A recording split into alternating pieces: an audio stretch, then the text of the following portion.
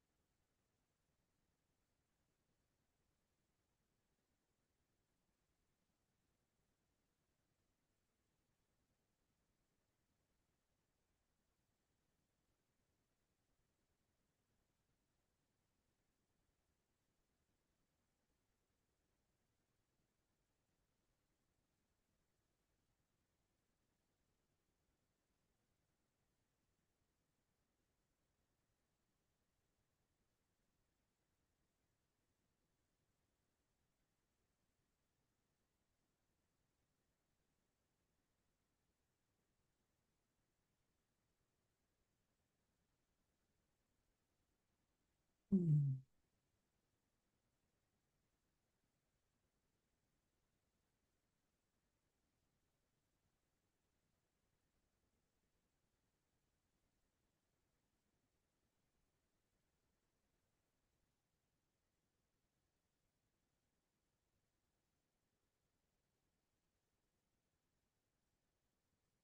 Mm. Mm.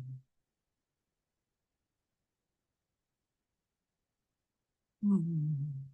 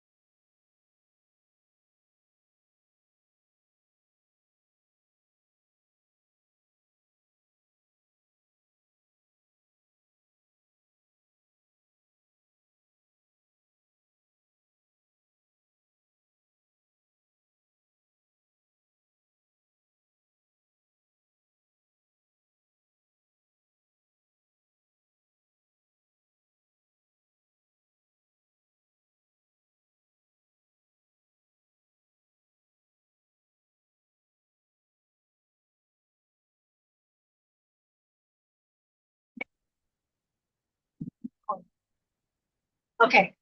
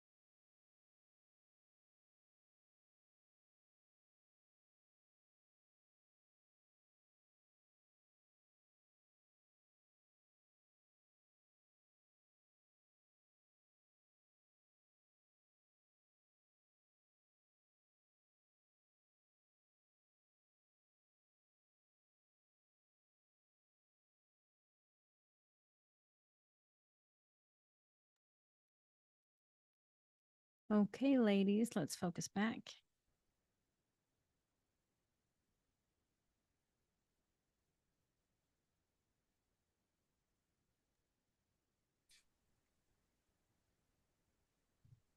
Well, I don't know how it happened, but Karen joined us and now is gone again. All while we were engaging. So hopefully she comes back.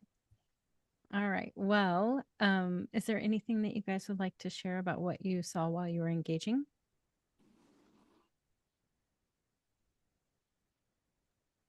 I'll go. Go ahead. So when we started engaging, we were like in a circle and we were all holding hands. And then Yeshua brought us into the heavens, and um,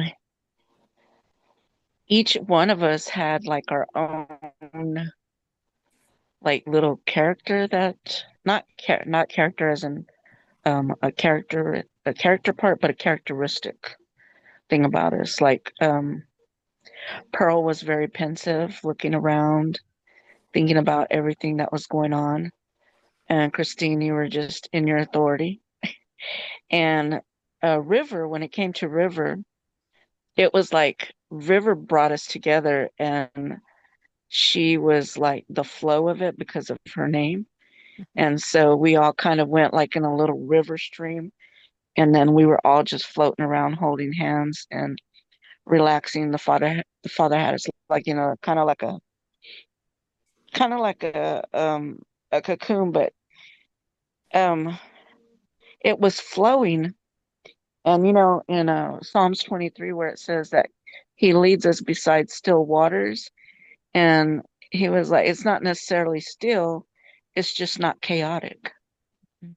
And so it was like a peace, that he was had us flowing in that river. And then at some point, River kind of broke off and was kind of like isolated. And then he brought her back with us, and so that she wouldn't be isolated. And we were just flowing along in the river, and just there's some other stuff that happened, and but I can't remember what it was because we went on a long journey, but it was just so peaceful while we were there. And if I remember what else happened, I'll let you know. I wanted to say that as you were talking about, it was kind of like a cocoon. The Lord had showed me he was uh if you remember, we're talking about sleep and dreams today, and he was um reminding me of how uh it's like these angels will take us into this cocoon to kind of sleep and restore. I don't know if even sleep is the right word, but rest and restore and be very protected. And anyway, it's funny that that was one of the main things he was reminding me about and all of that. And then you talked about how it was like we're in a cocoon, kind of. And I'm like, yeah, that's exactly. So anyway, I thought that was cool. And what you reminded me of was like a lazy river. Do you guys have those in other countries? Do you have those, Pearl? More like canals, so it will have an ebb and flow in terms of when the tide comes in, it will just gently rise Okay, so we rather than have lots of like it. at water parks, we have what's called a lazy river where you get on like a tube or something and then it takes you on this gentle, just relaxing ride like that.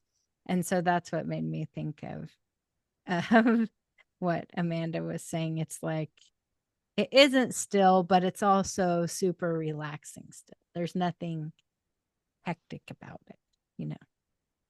Anyway, that's cool. All right. River or Pearl, is there anything else that you would like to share? Well, I'm thankful that Amanda, that that I was in yours. I was having a very hard time focusing. I pretty much was just like sitting here praying. I did not get a whole lot of anything except for um, Yeshua and the Father kept um, saying, "It's okay, River. You can just be where you are." Yeah. That's cool. Like I you're remember. Go ahead. no, go ahead, Hamad. I was just gonna say I remembered another part when you said that. Um, when we were doing that, there was also healing coming about, and I felt it deep in my stomach, Mm. like in my abdomen, my Mm. lower abdomen area. So, like any female parts or, in the gut area, that's where I felt healing at. That's cool. Awesome.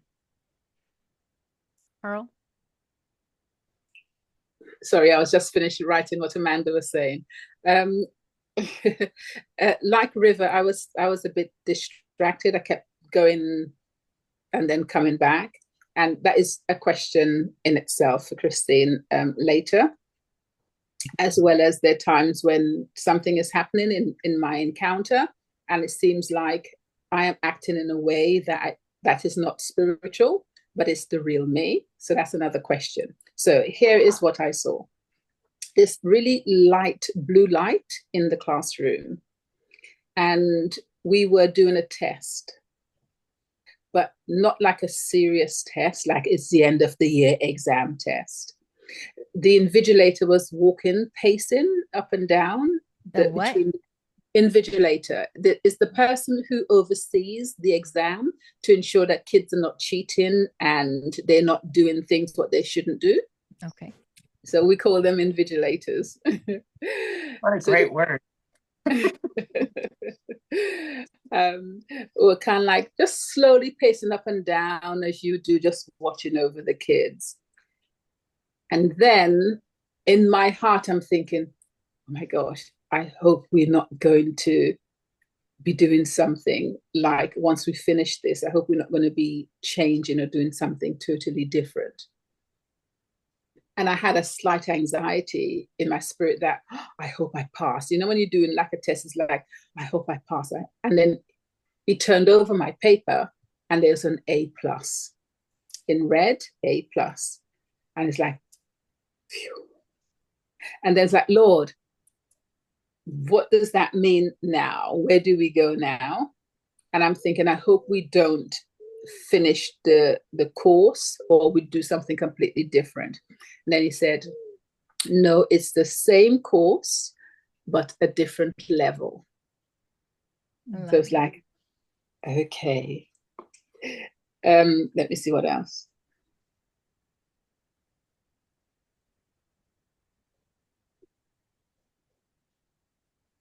Yeah, that's all. That's all I can remember seeing.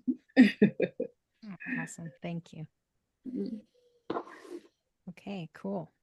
Yes, Go ahead, because towards the end, well, not towards the end, but kind of in the middle of it, we raised our frequency, and so we kind of went up out of the river, and we were just flowing still. We were all still holding hands and connected. And then when how a river, how you were saying the river goes and it comes to, like, every once in a while you come to I don't know if you've ever seen um like the rivers in San Antonio, not in San Antonio, but right outside of San Antonio, the Guadalupe River. When you float the river, it takes about 2 hours, right? And so in bits and pieces of the river, you'll come to these little chutes, and they'll just take you up and then they'll take you down. And when you go down, you can flip or, fall out of your tube, or, everybody's just laughing and screaming when they're going through it, right? So we were coming to a chute like that, but on the other side of the chute, it was kind of like a tunnel. And when we were going through there, we were going to a higher level, and it was preparing us for the next level that we're going to. Oh, that's awesome. Yeah. That's exciting. Okay, well, I actually think it's very interesting that you guys are saying that, because um this today's lesson on sleep and dreams, um oddly, I think will take you to a different level. And so, even though it seems like a very basic kind of subject, um, there's some really powerful stuff that happens when you really yield in sleep. Um, in the spirit, you can really accelerate when you do that. And so anyway, I think that this might be a key that some or all of you need. I will say this to not just you guys here on the class, but everyone who will listen to this. I think that this can really accelerate everyone and kind of bring you up. And I have seen something happening recently, kind of a pruning is what is going on recently. I think even this week it's going to be more drastic of a pruning in a good way, in a very good way. And so I'm excited for what's going to happen this week. Okay, so I want to first, it's interesting because the Lord asked me to start out with questions. It's funny that you said, oh, for later. I want to start out with questions. And so, Pearl, I know you had a question. I didn't fully understand your question, so I will have to have you say it again and all of that. And then I also want you guys to think about any kind of questions about sleep or dreams. Okay. So even before I teach, just think about any questions about that stuff in particular. Okay. But I know, Pearl, yours wasn't specific on sleep or dreams. So go ahead. So when I'm engaging, my theology of the Lord and the spiritual realm is that it should be pure, it's perfect. Everything is just 100% perfect. However, I am not like that in my true person. So there are times when I'm getting upset with the Lord. And when I come out of that, it's like, how dare you? You wouldn't get upset with a king, would you? I mean, who do you think you are? Or I would feel a bit anxious, like I was a moment ago. It's like, oh, I hope I don't fail. It's like, oh, I hope, we're not going to change or do something. It's like exactly how I would be in the natural is how I am when I engage and have encounters with the Lord. Does anyone else feel the same? Is the real self coming out?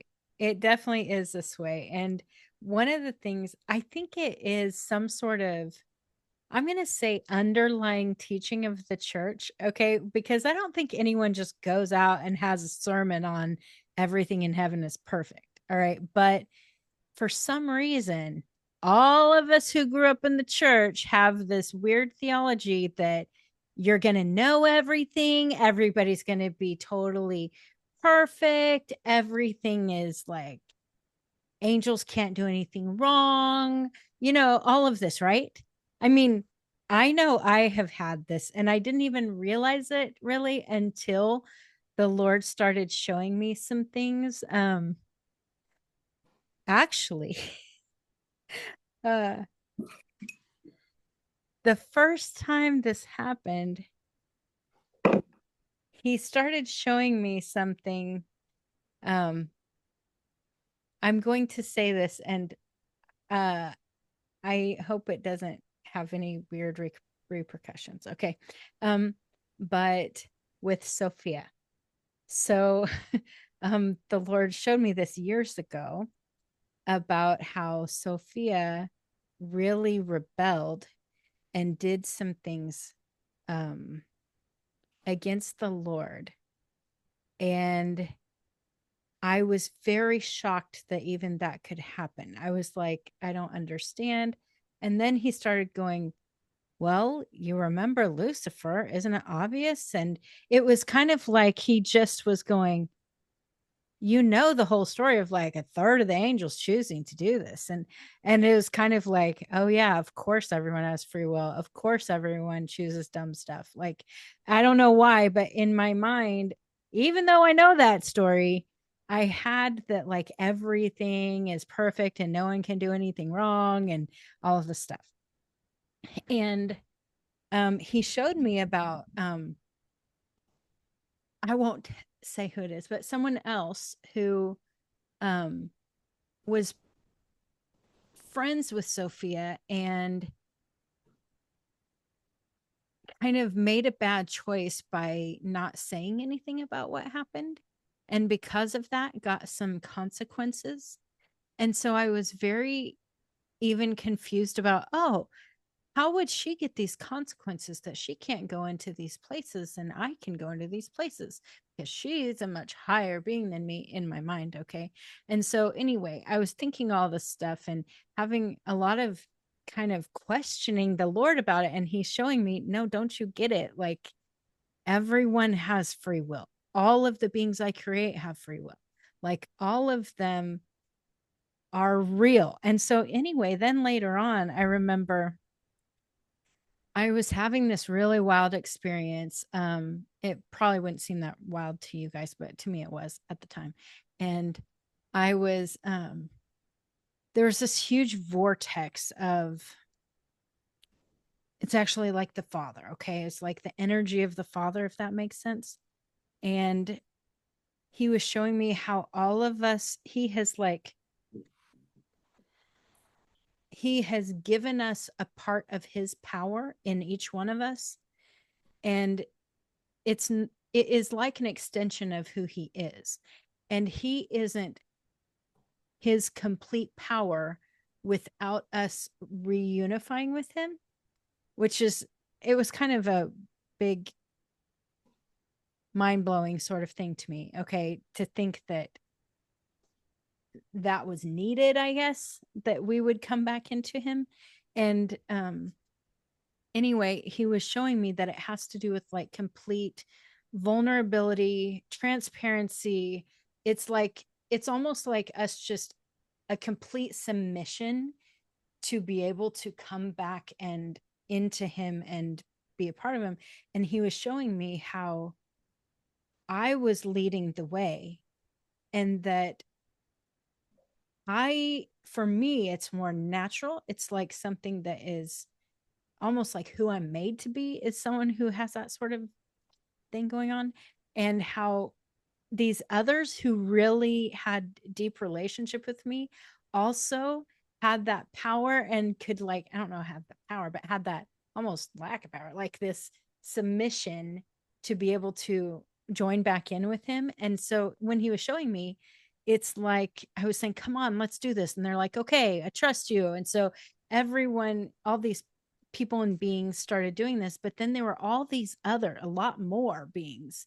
A lot of them were angels, but a lot of other beings who were too scared of it. It was like they were, and I thought, how could they be scared in heaven? Like, this doesn't even make sense to me.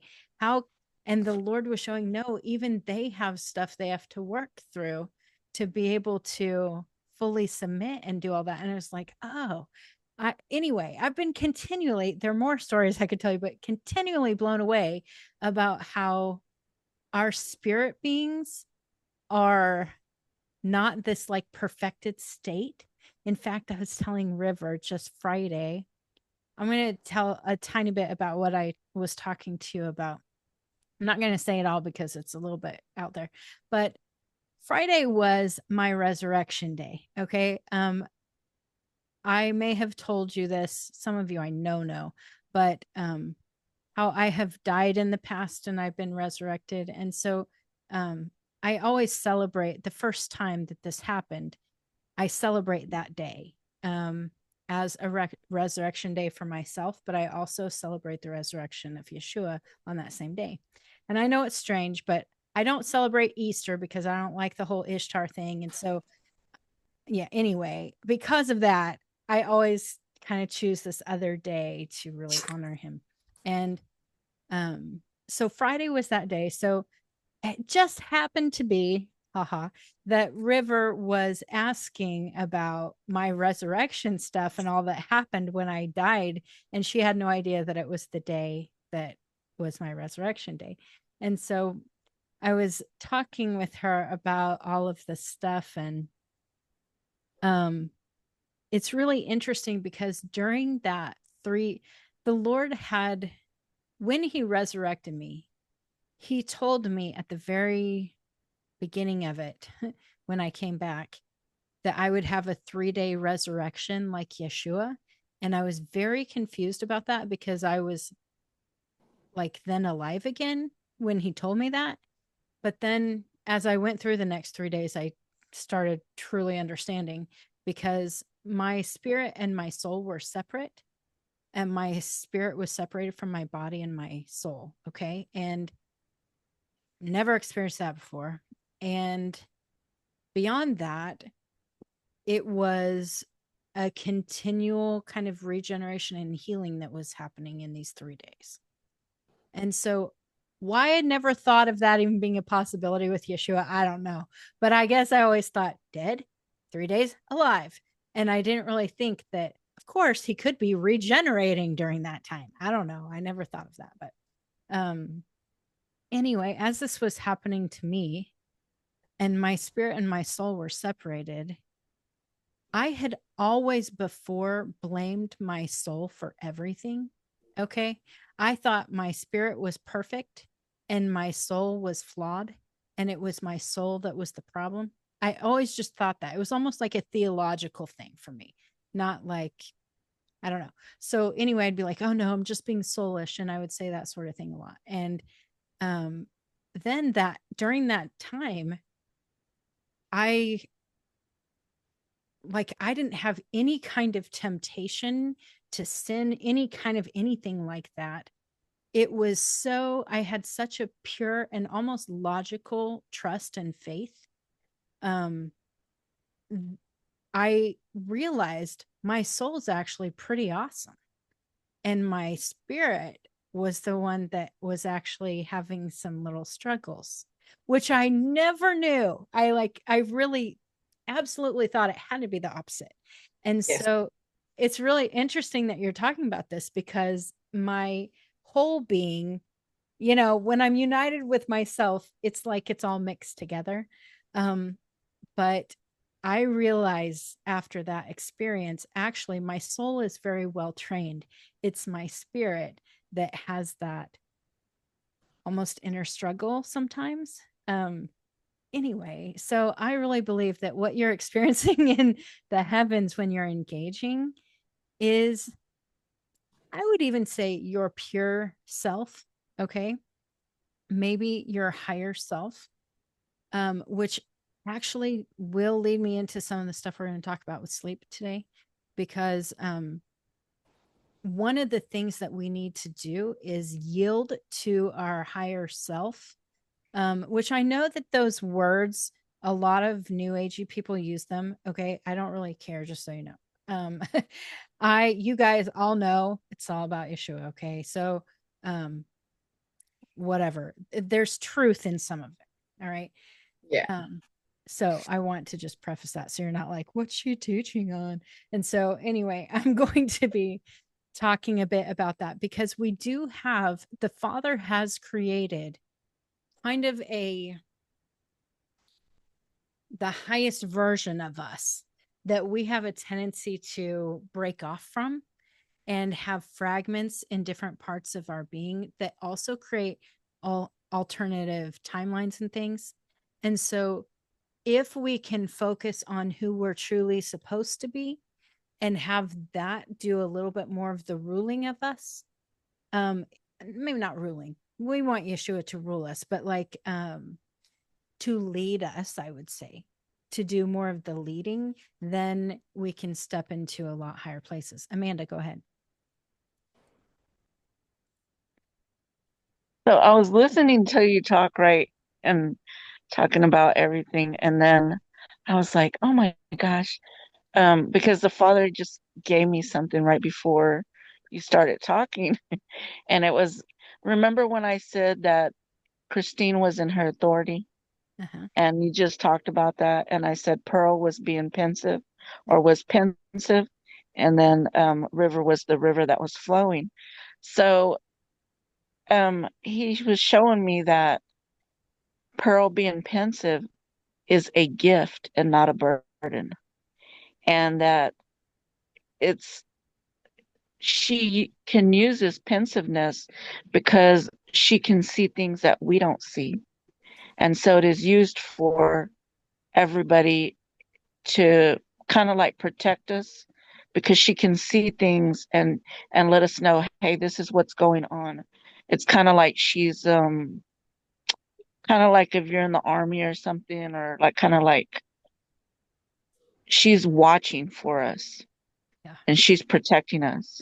And that's the pensiveness that she's using. And then when you got to the end of it and you were saying it was a, I don't remember what you were saying because I got so excited. I was like, yes, that's what he was just showing me. That And I it's was our like, higher oh, selves. Is that what? yes, yes, yes. And then my spirit, when you were talking about saying that your spirit was the one that was having a little bit of trouble, my spirit was like, no, that's not true. No, now we got to sit down and talk about this. That's hilarious. I love it. Yep.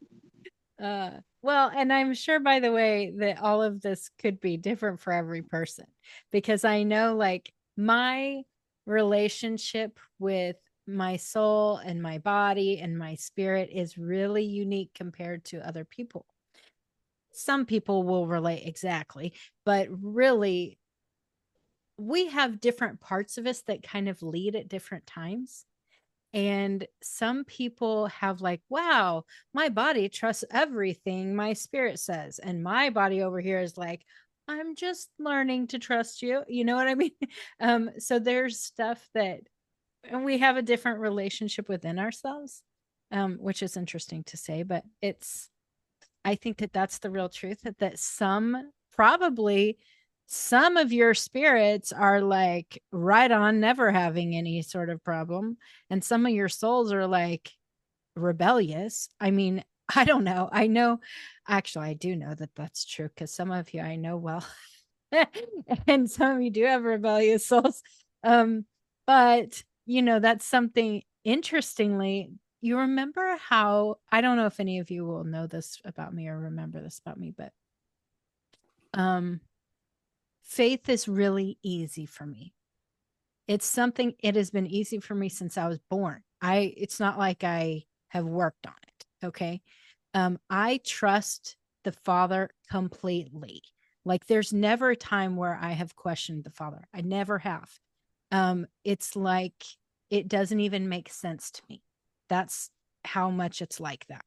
And it's not something that I'm saying, oh, I'm better. It's nothing like that. It's just in my mind, it doesn't make sense to question the Father when he's all knowing, and it just makes no sense to me.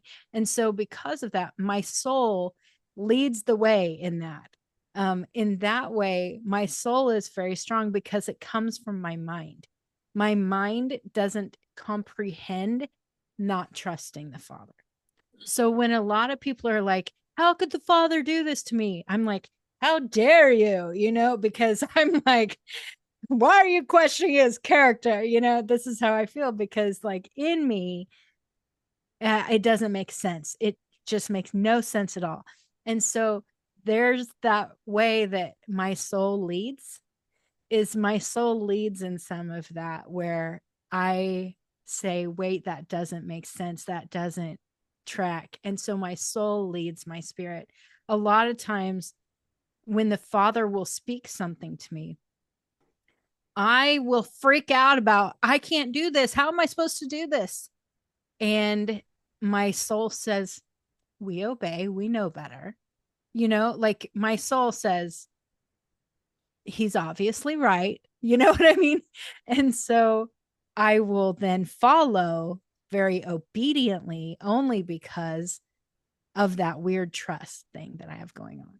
But it's not because I'm a better person. I'm still freaking out about it. So I have this different part of me that's like, I don't know how to do this. I can't do it. And then this other part that's like, obviously that doesn't matter. We're doing it anyway. And so, anyway, I think it's cool how all of us have these different parts of us that are really strong, like you're talking about, Amanda. It just, these parts of us that lead well in these certain areas. And they really are our higher selves. Like, I can see when I start to struggle with things like believing for finances or something. Okay. Let's say that. What happens is I'm like forgetting who I am. So that authority kind of thing that I have in the spirit that you saw, can take authority of all the things. Like, it doesn't matter what it is. I can take authority over that and it will absolutely happen. But I forget who I am. And so I forget that part of me and I get into this, oh no, little me, something, you know what I mean? It's like I shrink, and I can do that in lots of areas, not just that one, but lots of areas I can do that if I don't let my higher self be in the front. You know what I mean? If I don't let my higher self lead and be in the front, then I shrink into who I'm not and who I think the enemy tries to mold me into. Um, or maybe myself. I don't know who it is, but yeah, I definitely think when we can embrace more of our higher self, that's when we start to function at a higher rate. Go ahead, Pearl. So just to summarize, your higher self, is it your soul or your spirit? I think it's a combination, okay, and even of our body. Okay. Our higher self is who we were created to be. So, that's why when we talk about sleep today, we will be talking about that more because we end up yielding in our sleep, especially. We can yield, I should say. We can yield to our higher self that is both spirit, soul, and body. And so, especially in our soul, a lot of times our higher self is in our unconscious or subconscious mind. And so that's not all the time. Some people really are tapping into this consciously a lot. But I'm just saying it's kind of a combination. Our body is made to be perfect too. You know, when Yeshua resurrected and he had a glorified body who was like going through walls and whatever, all sorts of stuff, right? That was his higher self. That was his higher self body. Because he was functioning at a level that was, I would say, pure. And pure, I don't mean sinless. I mean, no impurities. Like, there's nothing that you won't see sickness. You won't see death. You won't see any kind of any of that in any part of who he was at that point. And so I think when he said, you will do all of these things and greater, all of that is attainable for us. It truly is attainable for all of us, but we do not tap into that ever. I mean, not ever, but it's like really rare that people are tapping into the truth of who they are to be able to function at that kind of level. So the tapping into, would it be mainly a combination of engagement and meditation, obviously with the Holy Spirit? I mean, I think that that is the best practice, is doing that. I absolutely think intimacy with the Father that we talked about a few weeks ago is imperative. When you have a foundation of intimacy, everything else flows out of that. So if you find yourself asking God for stuff all the time or whatever, I don't know, show me this, if you aren't seeking true intimacy, which is a back and forth kind of relationship, you know what I mean? Have you ever had a friend who you know that you're their friend, but you're not their friend? I mean, the opposite. You know that you're their friend, but they're not your friend. Okay. So I have people who say, oh, you're my best friend. And I think, you don't know anything about me. Like, what are you talking about? And I understand that you tell me everything. And so, yes, I am your friend, but there's really not a back and forth happening here. I feel like that's how a lot of people are with their relationship with the Father. A lot. I would say more than 99% of people don't really know him. They know that he knows them. and they understand, you know me, I can ask you for things, I can see what you want me to do, but it's a very selfish relationship. And it isn't really a, what do you love? Who are you? You're not even seeking that, not even thinking that way. It's almost like just paying God to be your counselor, you know? And so I think once we develop real, true intimacy with him, we feel so much of who he is, even in us, that then we start functioning at a different level. When we have that amazing trust with him, and that I know your character, I know who you are, I know how much you love. Like when you can have that, then it just kind of becomes a lot more of who you are. And that is, I think, the best way. I will, we'll get into it at some point during this session, talk to you more about how to do this with sleep, so that when you're resting and sleeping, that your subconscious and your spirit and your body start working together for that same goal. Because if you think about it, here are 8 hours of ideally 8 hours of every day that we either are being attacked, we are wasting, or we are using. And I believe the best way to do this is to take control of your sleep and to yield that control then to Yeshua or the Father. And so sometimes there's a little bit of work to do to make that happen, but it's kind of that same strive to enter my rest thing. Sometimes you have to strive a bit to enter his rest. And I think that once you do, you will learn how to function really well at your highest level, higher than you do in your consciousness when you sleep. And so probably some of you already do this, and it might be a worthless lesson for you. But I would say there are also some of you who need more. And so that's why I want to talk about some of this. Okay, so do we have any more questions about sleep or dreams before we get started? Because that's what Father wanted us to start out with, the questions. I would always want to know, apart from, sorry, let me finish the question before I start answering it myself. I will always want to know when I have a particular dream and it doesn't really mean anything at all, and I wake up like, what was that all about? Do I just simply say, when I don't know what it's about, I cancel that if it's something horrible, or Lord, I thank you for whatever you are going to do in my life? Or is there more of an involved process in more or less deciphering your dream or your encounter? So that could be part of the lesson. Okay, so let me just say this.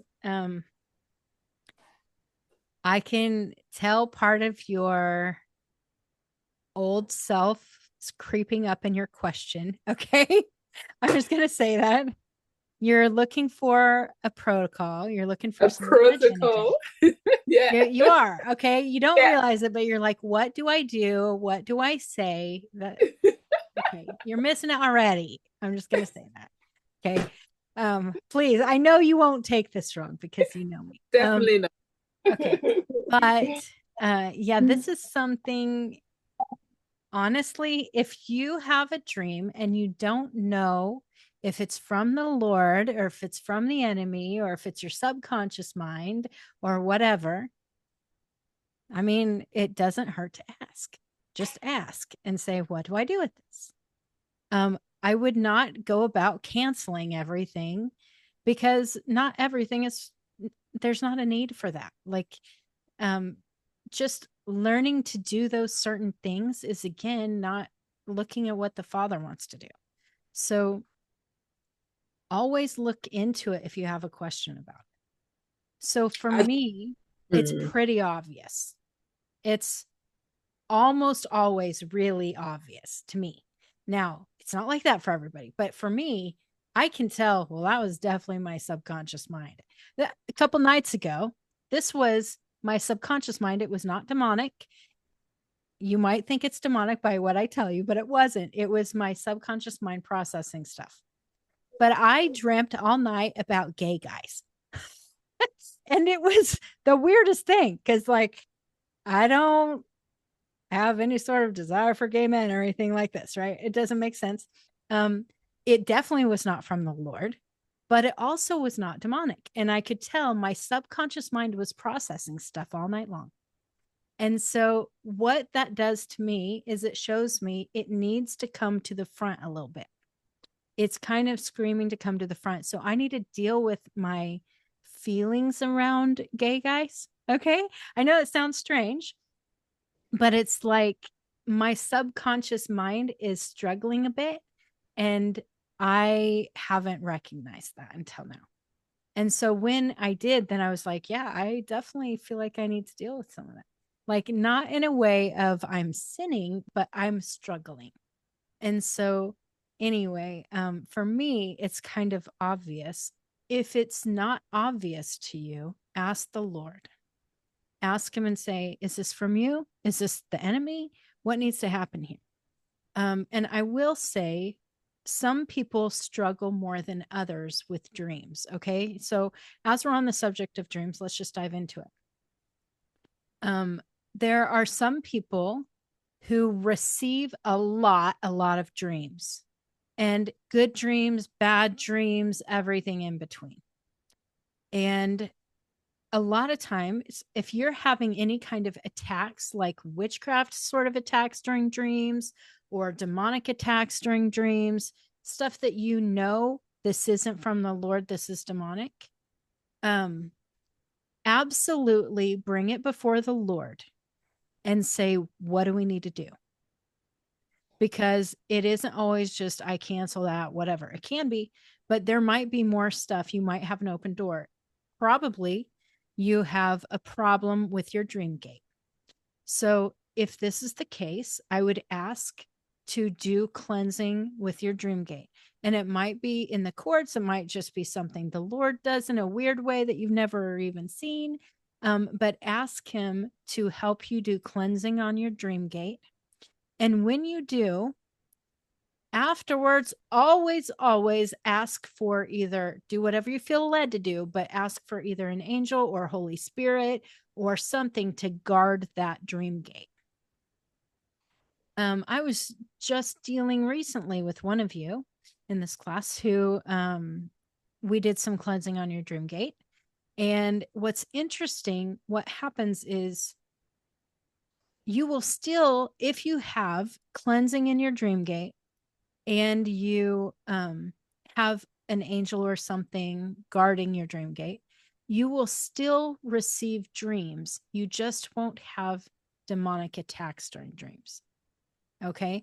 You won't have any kind of intruders, but you still will process things in your subconscious mind. And you will also still receive any kind of dreams from the Lord. So the Lord sometimes will bring up things in your dreams that you need to deal with. Or sometimes he'll give you messages of what you need to do or what will happen. Or, I mean, goodness, he can speak so many ways during your dreams that it can be really powerful. I would not recommend closing off your dream gate. A lot of people close their dream gate to where they're trying to have nothing come. And I feel like that sometimes it's not as beneficial with your relationship with the Lord. Okay. And I have done that. And I admit I have a problem with liking dreams. I don't really enjoy having dreams at all. I would prefer to just sleep and not have to think. And so that's just how I am. I know a lot of people love how the Lord speaks to them during dreams. And I'm like, I hear from the Lord all day. And so I don't really need that. That's how I feel. But what I have learned is that for me, even if I'm feeling that way, the best thing to do for me is to before, when I'm going to sleep, okay, like right before I go to sleep, I'm engaging with the Lord, and I always try to go and rest with Yeshua somewhere in the heavenly realms. And I make sure my soul is resting with him. And when I do that, then it's not stressed at night. I don't know how to say that, but it's not still running all night long. And that is better for my body and it's better for my soul. What does happen though is that when I do that, my spirit is still active. And when I do this and I rest with Yeshua before I sleep, that higher self starts to function. And I'm telling you, I have had extremely, way more powerful spiritual experiences when I'm sleeping than when I'm awake, ministry wise. I go and I visit people in my spirit. I minister to them. I know mainly because people tell me about their experiences when I come to them. I have met people who I have been ministering to well before I've ever met them. And it's because my spirit goes and visits them. Like they will tell me, this is what you said, this is what you did. And I'm like, that definitely was me. Like I saw what I say all the time. You know, this stuff, it's really real. And it's interesting because for a while I was just like, that's not true. That didn't happen. And I would deny it all the time. Hey, I saw you speaking at this conference in the Philippines, someone told me once. And I'm like, never been to Philippines. Sorry, that wasn't me. You know, and I really just was like, no, I'm not doing that. And that wasn't me. And the Lord started showing me later, I do that all the time. One of the things that I did one time, I was with a company who made CBD, and they made this CBD that was helping with sleep. So it was pure CBD, no THC. So it had pure CBD and melatonin in it. Well, what you may or may not know about me is I don't struggle to sleep ever. That's not a thing for me. I never am. It's probably because I don't have that inner voice that a lot of people have. You know, we've talked about that, I think, right? Maybe.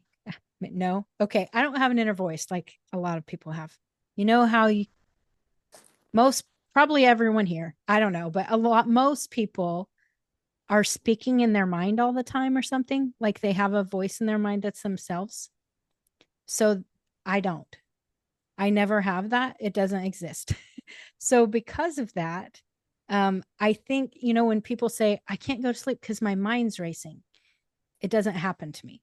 I just go, okay, it's sleeping time. And then I go to sleep. Like it's that easy every night. And so which I appreciate because I'm pretty sure I would go crazy and the Lord knew that about me. Pretty sure that he knew I would drive myself crazy. And so anyway, okay, so I go to sleep really easily, but we were selling this sleepy CBD. And so I was like, well, I better try it. You know, I don't ever sell anything I don't believe in or something, right? And so I was like, I know I don't struggle to sleep, but I'm just going to take it and see what happens. And well, my gosh, I hate that stuff. I'll tell you what. But this is why. I was fully aware of everything that was happening with my spirit all night long. I was going and visiting and ministering and doing all this stuff in my spirit. And I am not used to witnessing it all.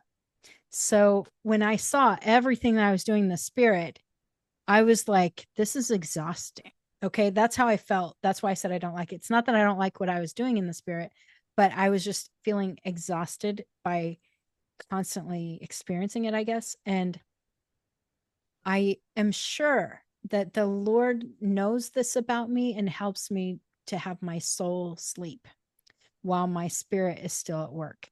Because still, my unconscious mind, when I'm sleeping, is functioning. I have my soul go and sleep with Yeshua and rest. So my subconscious mind and my conscious mind are resting, but my unconscious mind is part of my higher self. Okay. So your unconscious mind is a very powerful part of who you are. I know you don't experience it very often consciously, but that is something that if you can dive into that part of you, which sleep is an easy way to do it. If you can dive into that part of you, you'll start to have very powerful experiences in the spirit, because it'll become more united with your spirit, man. Okay. And so my recommendation is first cleanse that dream gate. Okay. If you need to, I should say, it's not like everyone needs to, but most people need to do that. And then once you do, be intentional about asking the Lord to help you rest with Him, with your conscious mind, especially. Then He can still have you process things in your subconscious mind. He can still speak to you, but it's going to be something a little different. So, like for me, He doesn't often give me dreams where He speaks to me. He does. And when I do dream, it is almost always Him speaking to me, because it's like He needs to get my attention. And so it's fine if He does that. I'm happy to have Him do that when He needs to do that with me. I even had 2 times this happened, where I had extremely gory, horrific dreams that were even a bit traumatizing. And I assumed it was demonic. Because I have never heard of that happening from the Lord. Okay. And I assumed it was demonic. And I'm like, Lord, what has happened? I haven't had this happen since before I was a Christian, you know? And so I was asking Him, what was this? How come this demonic stuff got to come into my dreams? And He finally showed me that actually it was Him. And He was trying to prepare me for things that I was going to deal with in the future. And I was going to deal with some really very bad death stuff in the future. And I needed to be prepared in my soul so that when the time came, I didn't freak out, that I knew it was coming and I was prepared for it. And so it's strange to say the Lord traumatized me. It's not really, but it was just a little bit of stuff that was happening so I could work through that before I would actually deal with it. And so this happened 2 times to me. It was the exact same sort of experience. Both times I was like, this is demonic. What's happening? But after seeking the Lord about it, I realized it really was from Him. And I started taking direction in dealing with some of this trauma. And what's interesting is I had some of it that He showed me. I had deep beliefs about it that weren't from Him. And I had chosen certain ways. Okay, let me give you an example, and you're going to think I'm crazy probably, but whatever. You already kind of know. So I have had this weird belief and choice my whole life that I never ever wanted to touch a gun. Okay. I don't know where I got this. I won't touch a gun to hunt. I wouldn't do any of that stuff. I don't care if these men around me will have guns, but I'm not going to do it. And I made that choice, and I've stuck to that choice forever. In one of these dreams, there were these people who got completely overtaken by the enemy, and they started to attack and eat people, like eat people alive. Okay. It was very bad. And there was one person who this happened to, and I had to shoot this person. And in the dream, I struggled and struggled to shoot this person. And so when I wake up, I'm like, killing is from the devil, like I'm, very much, this is awful. This is not from the Lord. And then the Lord showed me I had these problems inside of me. I had beliefs that I should never take someone's life, even if they were hurting other people. And the Lord showed me that I had to deal with that and the fear of doing that and the fear of people I love hurting people and all sorts of things, that I had to deal with that within me to be able to deal with the future that would come to me. He even showed me that I had to start training with a weapon. And I was like, I don't want to touch a gun. And he just was like, you have to just start training with a gun. It's okay. And this stuff was really hard for me to take because it was like some sort of deep-seated belief of mine. Even though tons of stuff in the Bible talks about, righteous wars and things, but for me, it was just something I thought I would never be a part of. And so anyway, that was one of the only times that the Lord showed me something gory that was for me, and it was for my healing, and it was for my future. And so I'm not planning on going around shooting people, guys, but that's just something that I have to accept. If the Lord asks me to do it, I will.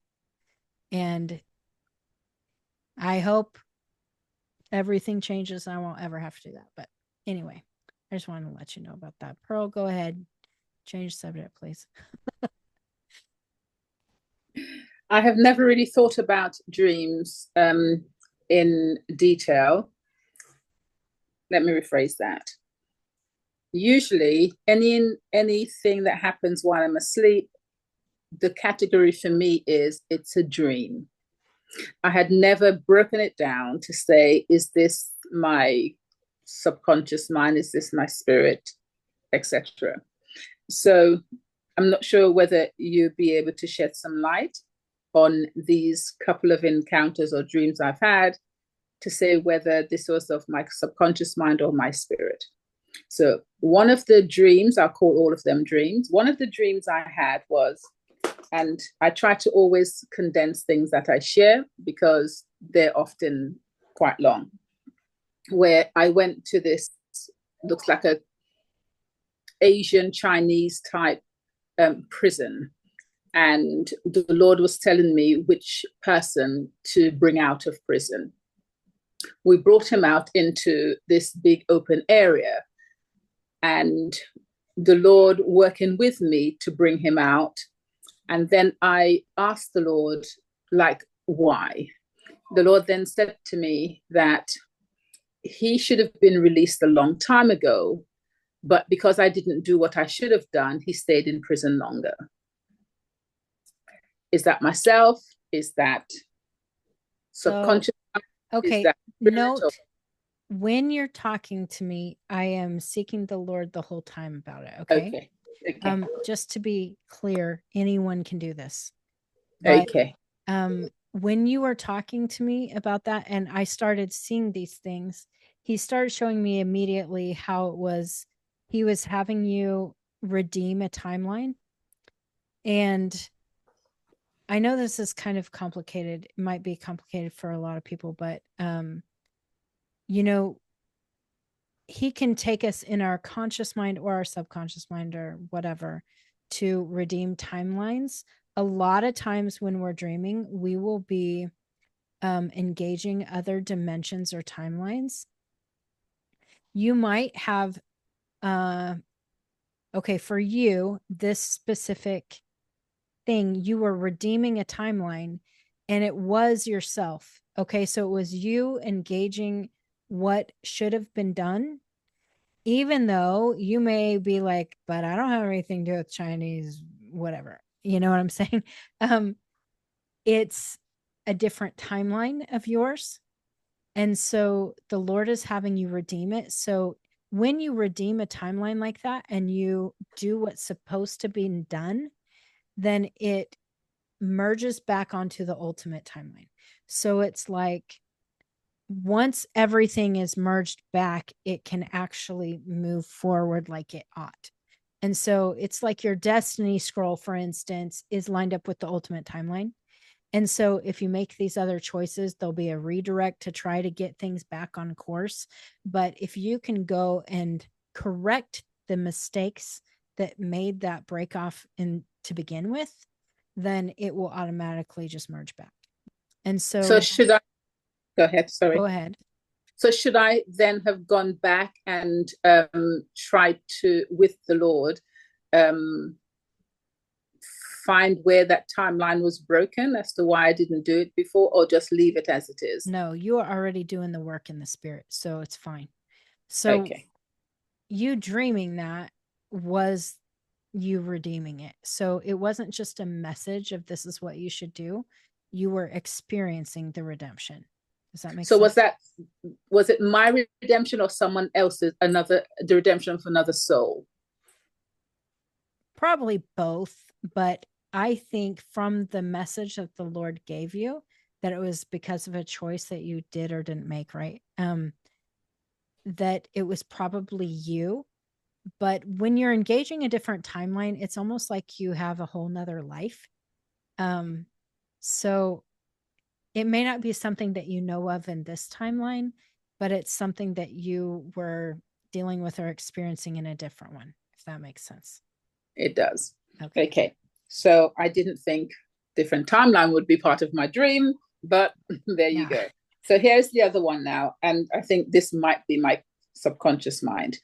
In bed, I had a physical reaction. This is not a dream now, but it was like half awake, half asleep, where I sense my spirit was being pulled out of my body. Okay. And because I was conscious of it, I'm like, no. It happened a couple of times. And when it happened, more or less the third time, it sounded like an uncorking. You know, when you uncork a bottle and you hear that, it was pulled out of my body. And then I can only say it's the Lord. I zoomed through space and I was, cutting a long story short again, more or less on top of the world, looking down on everything. But I was holding on to something. And I was petrified. And the Lord was there with me, as if to say, more or less laughing, as if to say, like, look, no. And it's like trying to show me, like, how beautiful. And I was so scared.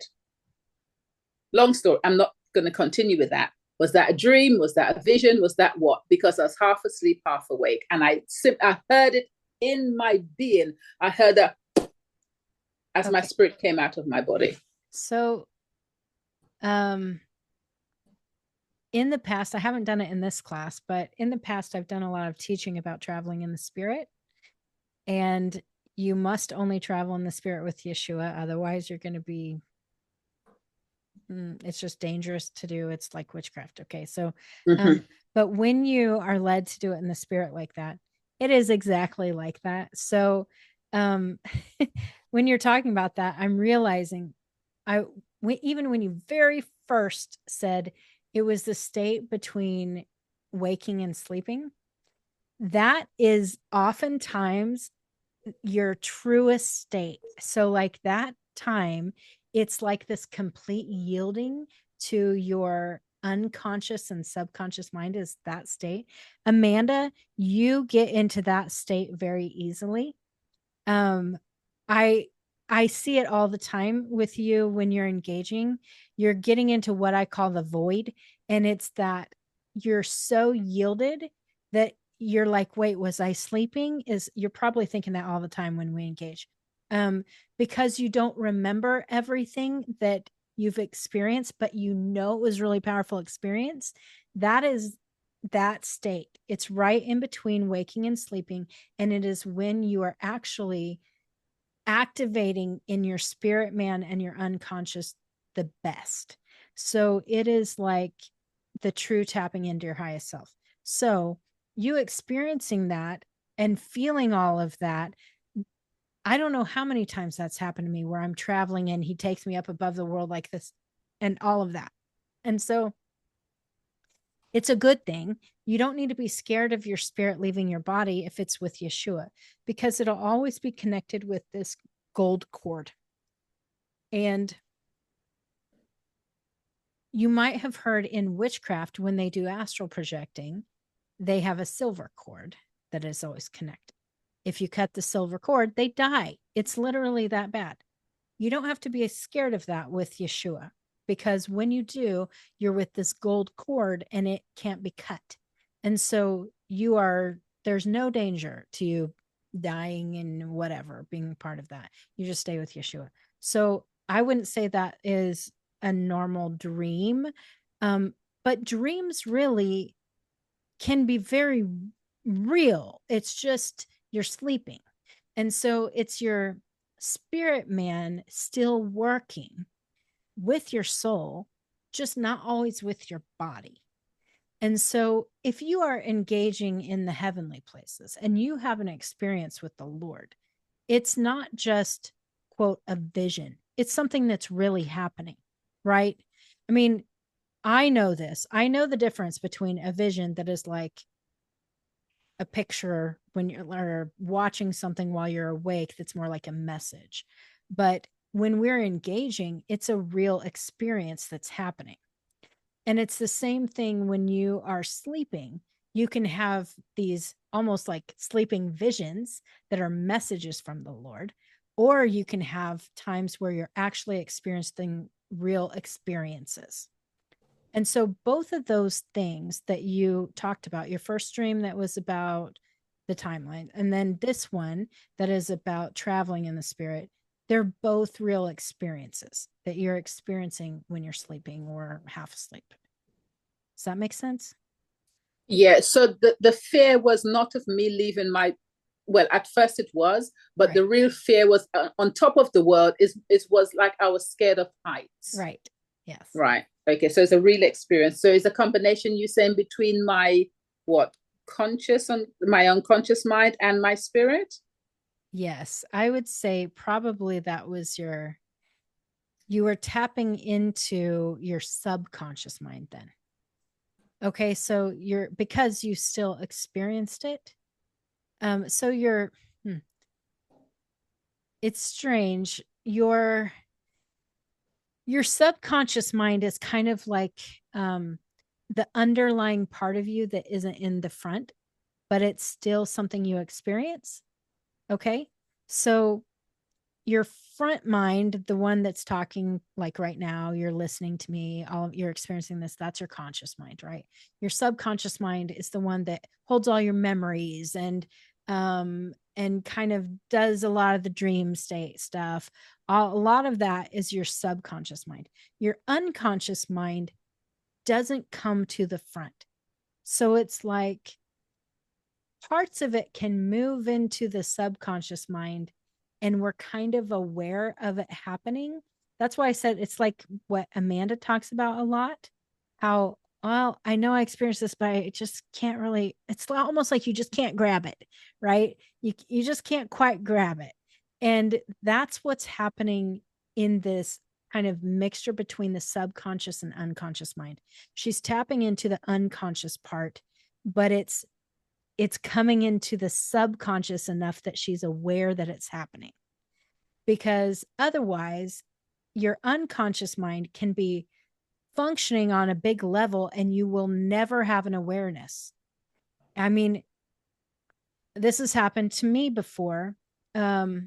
I've had like a million surgeries. Okay. I don't know why, but that's just, I've had a lot of surgeries in my life.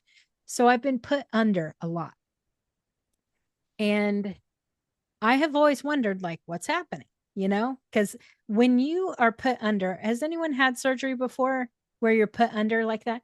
You know how, like, you don't recognize time as passing. Like, it's the weirdest thing. It's different than sleep, because in sleep, you have like this sort of subconscious, there's time happening or something. But when you are out in your unconscious like that, you're totally unaware of anything.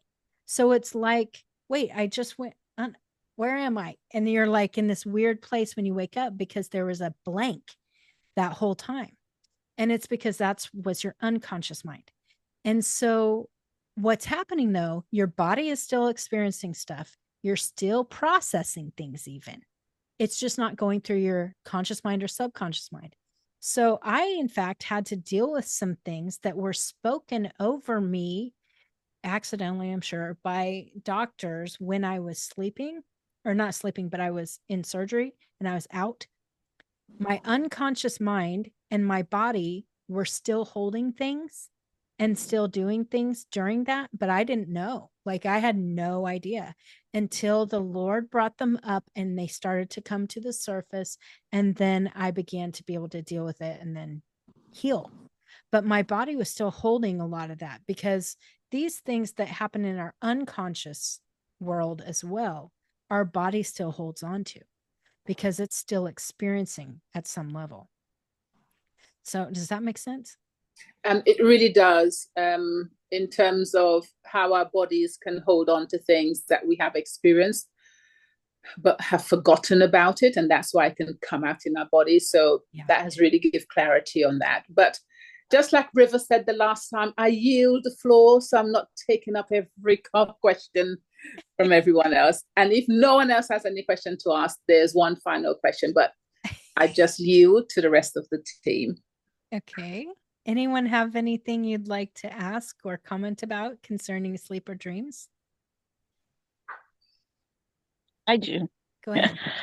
I've always dreamt as long as I could remember, big dreamer. And when I was young, I was probably between, I don't know, it's something always between the ages of 5 and 6. And I probably need to go and ask the Father about what happened because I know that during that time I did watch The Exorcist. And, it was, I didn't actually watch it. I was at the drive-in. And so the whole time I was like this, but it's so loud at the drive-in, you can hear everything, right?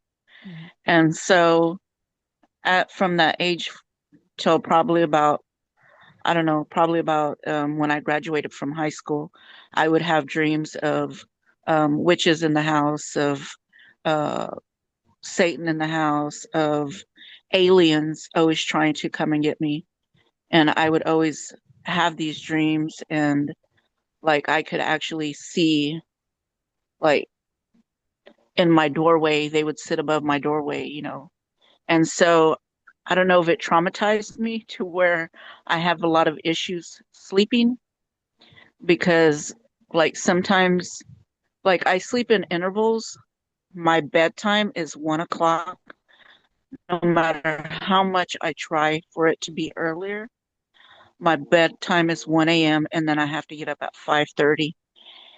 And so that time recently changed probably about right after COVID. And that was when I moved over to my new job. And so I've always been a night person. I've always worked 2 jobs, evening shift, night shift. And I didn't sleep at work because they tell you, oh, just go to sleep. And I didn't sleep at work. Um, well, like the last year that I worked, I would sleep occasionally, but before that, I would never sleep. And so I was talking to Nidia about this the other day, and I was like, I feel like if I go to sleep, I'm going to miss out on something. Like something's going to happen, and I'm not going to see it. Even though that there's nothing going on because everybody in the house is asleep, you know? And so it's just sleep has always been a big issue for me.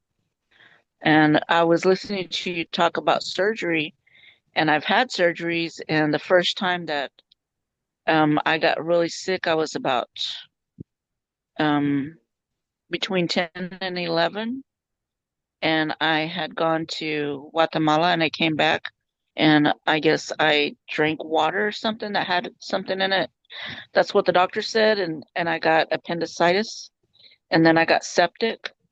And so when they took me to the doctor and he said, no, we have to do emergency surgery, I was very distraught about having them put me under. And our pastor came over and prayed with me and everything. And So I settled down. So I'm pretty sure there's a lot of little intricate things that go with me not being able to sleep. And now I only sleep in intervals of 2 to 3 hours at a time. And I have to get up and go to the bathroom. And then I'll go to sleep. And then I have to get up. So I probably get up like twice during the night in that short period of time that I'm sleeping. And even, I don't know, I used to have a Fitbit that would monitor my sleep. And I don't know how true it is, but it said that I only got like maybe 30 hours of deep sleep. I never had deep sleep, according to the monitor. Wow. So, Well, I think there's definitely a lot to work through there. I think you should especially do a cleansing of your dream gate from all of this that you were experiencing from your childhood and all of that. I do think a lot of what you were experiencing probably was um, your subconscious mind processing stuff, but mhm. also just having fear like that can invite other crap in. And so that's one of the easiest things that they can grab onto. And so you might have had a lot of demonic stuff hold on because of that fear. And so for sure, I would even ask the Lord to reveal any damage in your unconscious mind that happened even during surgery, because just because you had that fear of going under, it's possible that opened the door for something. I don't know if it did, but it's possible. And so I would just ask the Lord about, I know there's a lot to go through with this, but um he can cleanse your dream gate easily. You don't have to go through every dream you've ever had or anything. So he can Mhm. just wipe the stuff up, let you know if there's any, legal rights that you need to deal with. But really clean all that up and um, have an angel or Holy Spirit or whatever guard that gate. And then for your going to sleep, um, I would really try to focus. Remember when I was talking about going and engaging with the Lord and asking him to take you somewhere to like lay down and rest with him and sleep? This has helped so many people that I know who struggle to go to sleep. Um, and I think it's because it's a way of focusing your mind instead of just constantly thinking or something or whatever, um, or having a fear of missing out. I think now, even you probably won't experience that fear of missing out very much if you recognize that your spirit is still experiencing all this stuff while you're sleeping, because really, that's like the best stuff. Is the really good stuff is when you're sleeping. And so if Yeah. you can be like, yeah, actually, I really want to do that, then just your desire will help. Because I know I struggle sometimes. Okay, almost every night, I struggle to go to sleep, not because I'm struggling to get to sleep. It's because I don't want to go to bed. And so I'm like a teenager. I'm just like, no, I just want to keep scrolling or watching a TV or whatever it is. And so I, it's terrible that I'm like this, but I am just like, no, I know. The other night I stayed up till like 4:30 in the morning and I still wasn't tired. I was like, Chris, you need to go to bed, and so I'm like trying to coach myself, go to bed. I don't care if you're not tired. And so I know how important sleep is to your health. And I know for me, I dealt with major, probably what kicked me into such bad health was not prioritizing my sleep. I was prioritizing helping someone else by getting them a ride to their work at stupid hours in the morning and still not being able to go to bed but before midnight. And so I was only getting a few hours of sleep like you. And I did that for a long time.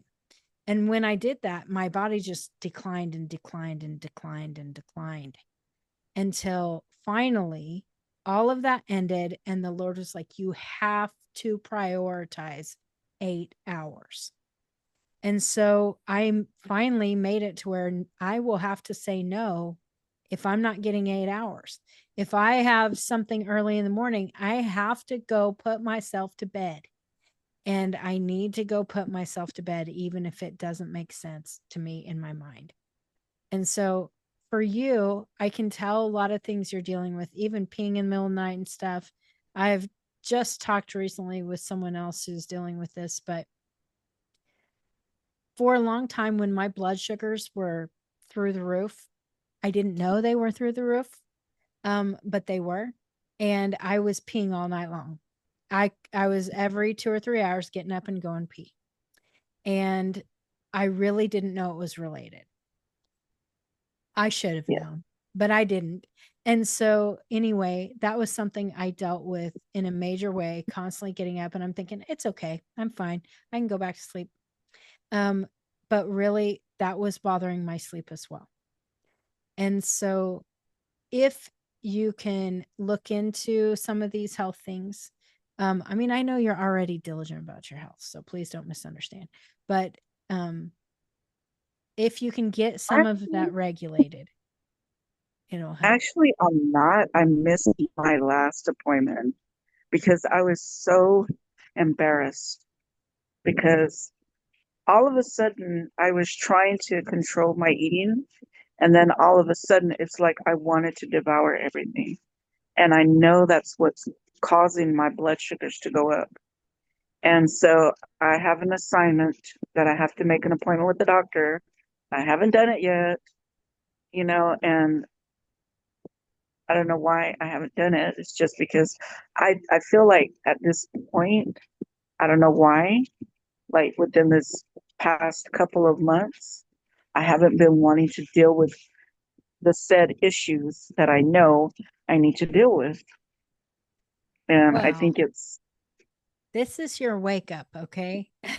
yeah. Because I know this feeling. Okay, no judgment. I know this feeling.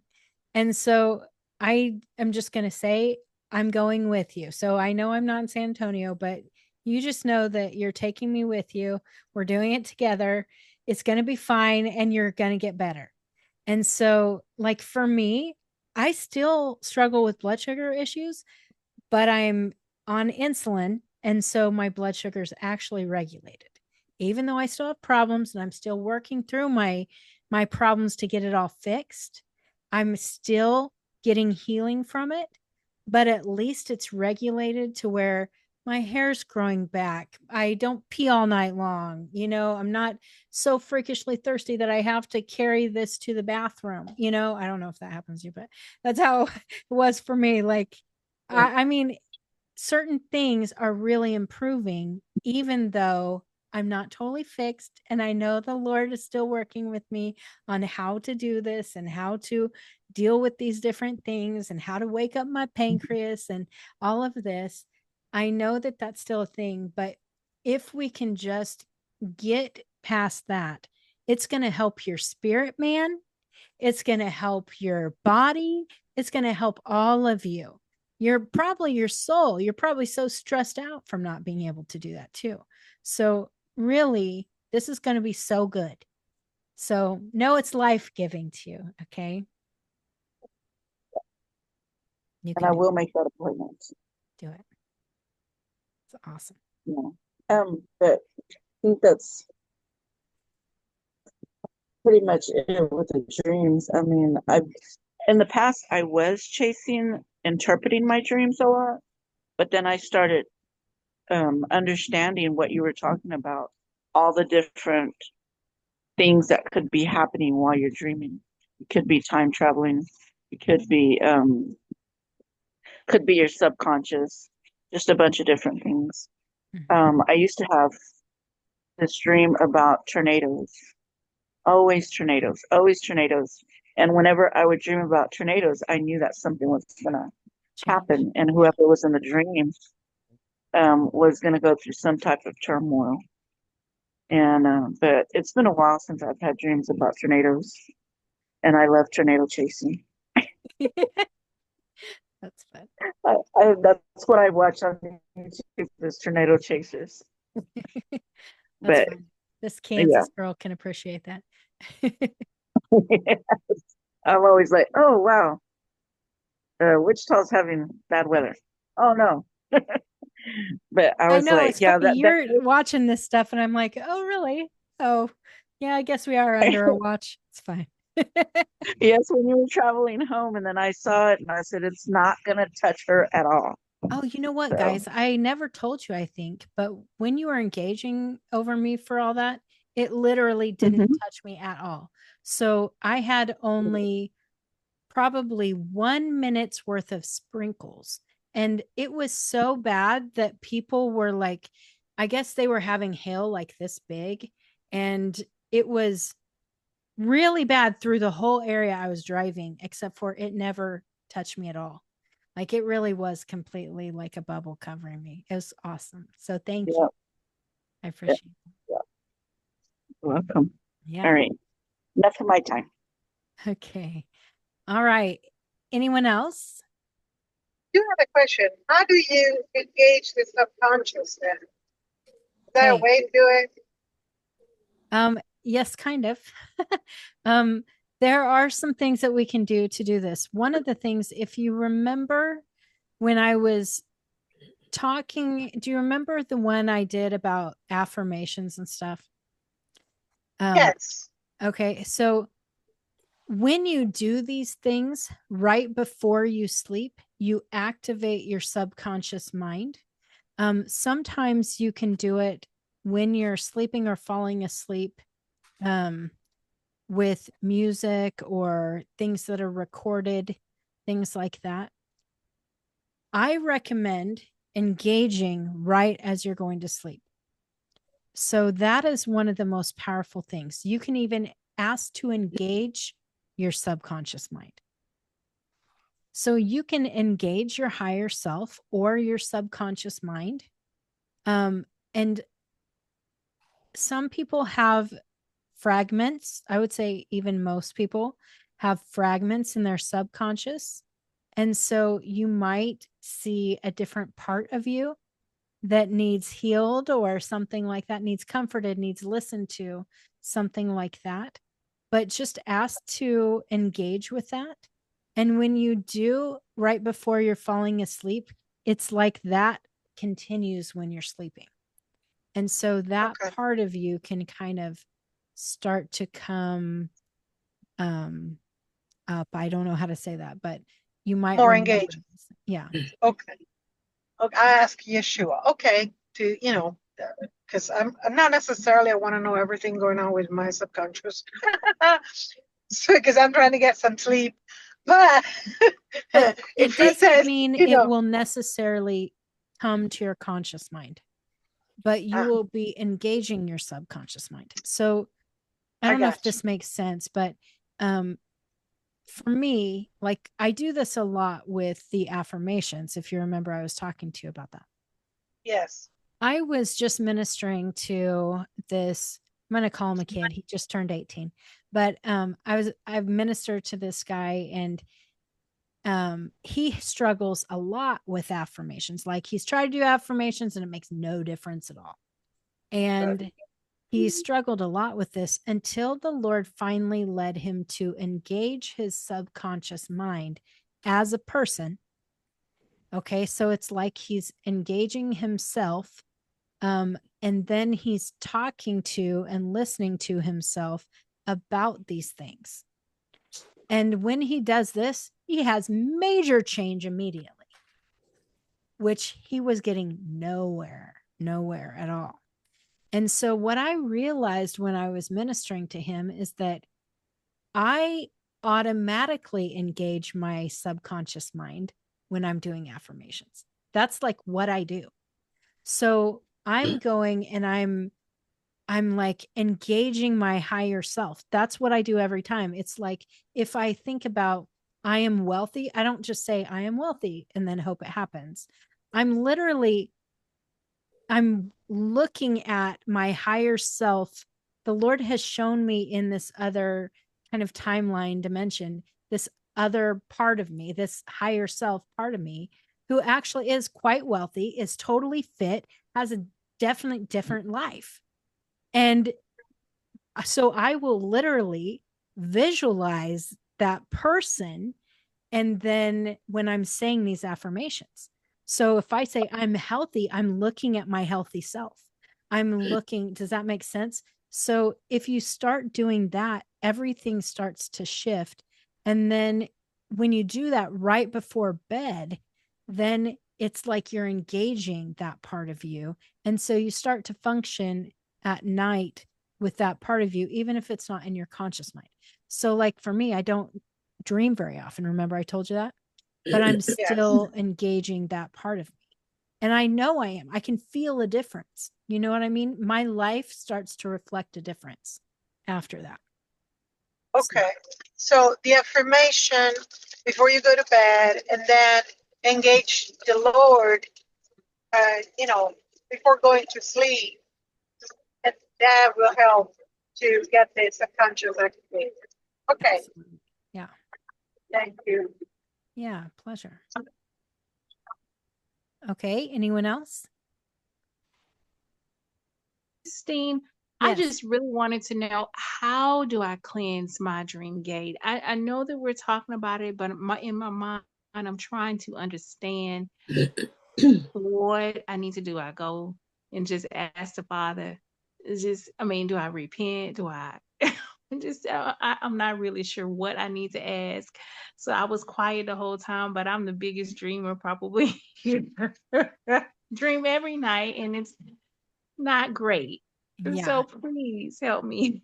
Tell Okay. me what to do. So the best thing to do is to ask Yeshua specifically. Not, I wouldn't, you can always ask Father anything, but Yeshua is kind of the one who will help you with this the most. Okay. So I would, if it were me, I would be asking Yeshua, can you help me cleanse my dream gate? What do we need to do?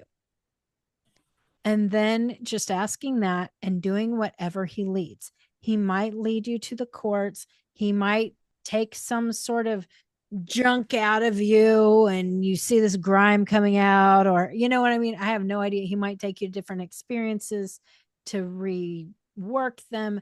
I honestly, it's not the same for everyone. So that's why it's hard to say, here's how you do it. It's not a protocol exactly. You just have to go with whatever he's leading you. And so it could be he's like, don't worry about it. I got you. And then he does it for you. I mean, really, it could be very simple or very complicated, depending on what he wants for you and what you need.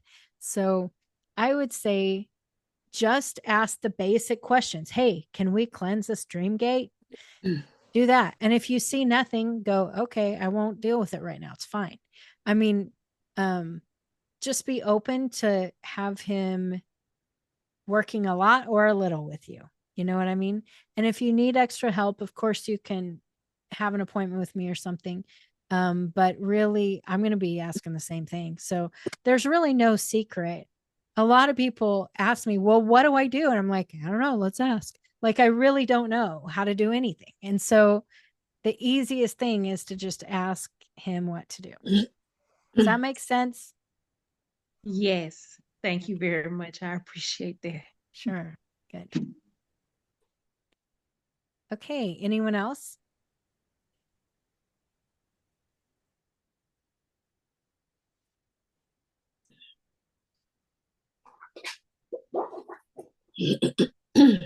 Okay, Pearl, you're up. I had a dream some time ago where I'm in an old house praying over something in the house. Something happened outside because I could hear a commotion outside. So this is in a dream. When I went out to see the commotion, everyone was saying, how did you do that? Meaning, how is it that I am inside the house praying, but as I am praying, I am my prayers or whatever I'm doing has literally burned some demons to cinders, and they were all looking at these burnt demons. Mm-hmm. Is that conscious, subconscious? Is that was dream? Your is that subconscious mind? Again, I was just asking the Lord. That's the only way I know. Okay. But that was your subconscious mind processing a memory. So you were remembering praying over something. And then it's like your subconscious mind started processing this memory of doing that and what basically was happening. So I'm sure the Lord was also leading in that subconscious thing, but it was definitely you processing a memory, is what I saw. So, which is kind of cool. You see the other side of it a bit, you know?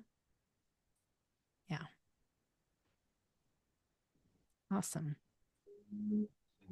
Okay, we have 1 more minute. Anything else?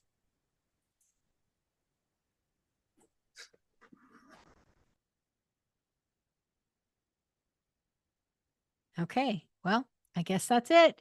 I hope that somehow you guys were growing today. I know the Lord said that He would move everybody to a higher level after this. So if you need to rewatch or something and engage more of it. But I will say this.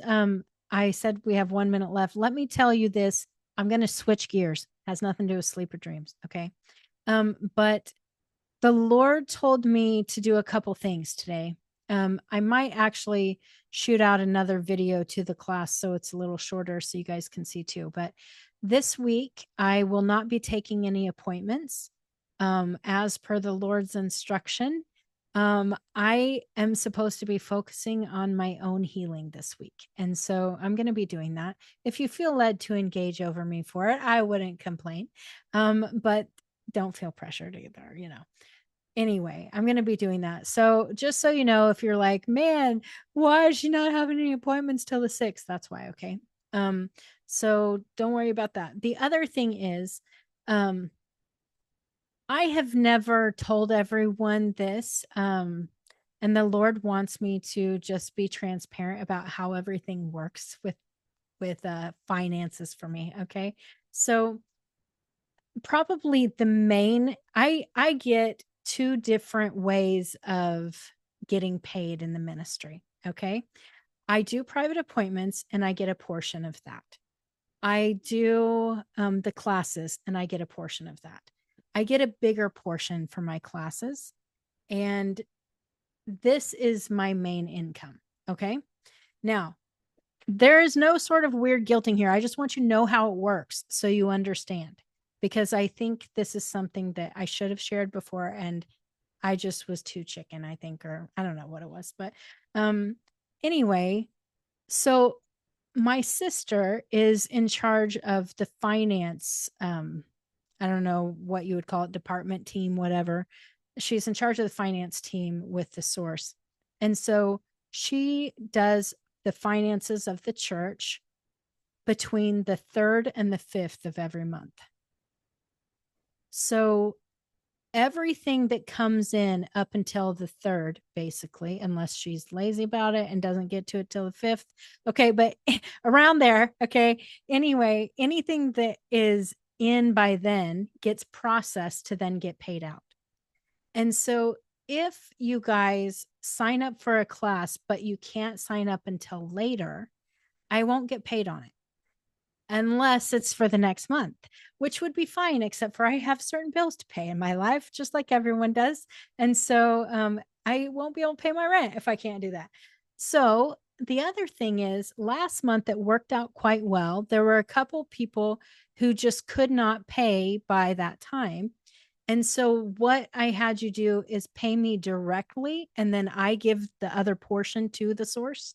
Okay. So it's just kind of doing it opposite.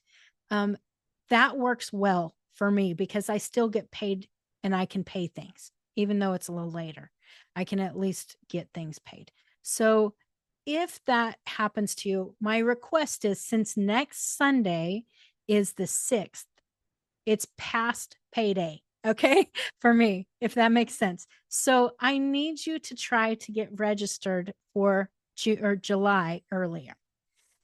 I try to have everyone do it by the end of the month so that it's ready for the next one. But inevitably, people don't do it until like Sunday morning when we're going to have class. And so I'm just going to say, if you could do it earlier this time, that would really help. If you can't, let me know. I have been having Fair assist me. She's not going to be able to assist me for a while now. So now it's back to me again.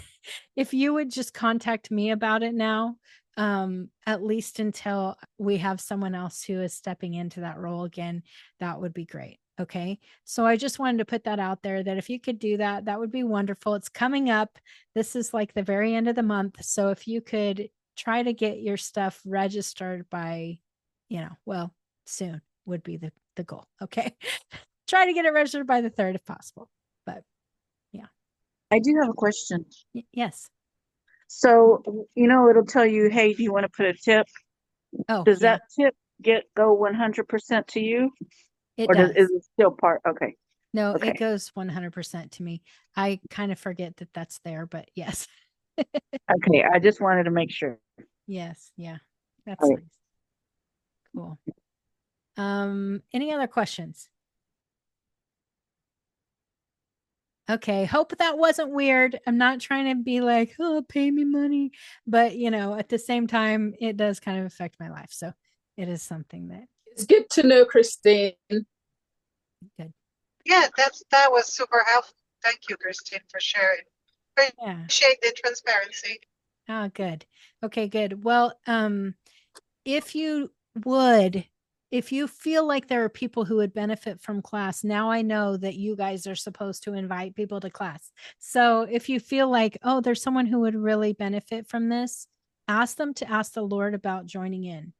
And also, if I don't know them, let me know who they are so I can know, oh, they've never engaged before. That's good to know. I will change my language at first. You know what I mean? So just let me know about that. And that's all. Okay. I love you guys. And I will see you again next Sunday. All right. Okay. Bye.